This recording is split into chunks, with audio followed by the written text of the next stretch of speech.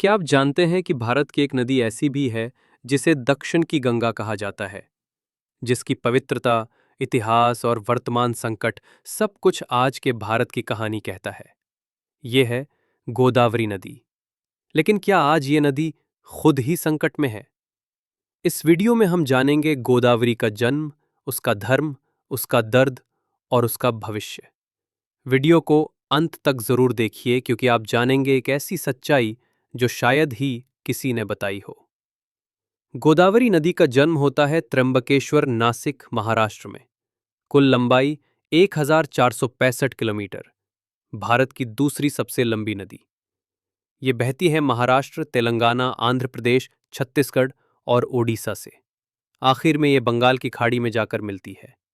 इसकी प्रमुख उपनदियां इंद्रावती, मंजीरा, प्रवरा, साबरी, वारंगा नदी और पैंगंगा नदी। गोदावरी बेसिन भारत का दूसरा सबसे बड़ा नदी बेसिन है।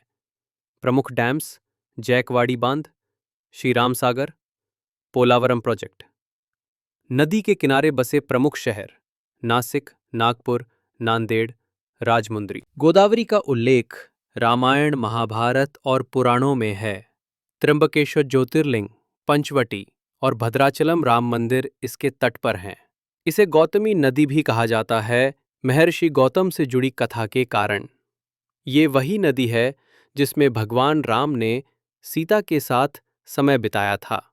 हर 12 साल में नासिक में गोदावरी किनारे होता है कुंभ मेला। लाखों श्रद्धालु गोदावरी में स्नान करते हैं। गोदावरी पर आधारित अनेक लोकगीत, मंदिर, त्योहार दक्षिण भारत में मशहूर हैं। गोदावरी डेल्टा दक्षिण भारत की सबसे उपजाऊ भूमि में से एक है। चावल, गन्ना, दलहन जैसी फसलें इसी नदी से सिंचित होती हैं। लाखों किसानों का जीवन इसी पर निर्भर है। तेजी से घटता जल स्तर, प्रदूषण, रेत खनन और डैम प्रोजेक्ट्स ने इसका प्राकृतिक प्रवाह रोका है। कई जगहों पर नदी सूखने की कगार पर है। गोदावरी नदी के डेल्टा में समुद्री जल घुसपैठ हो रही है।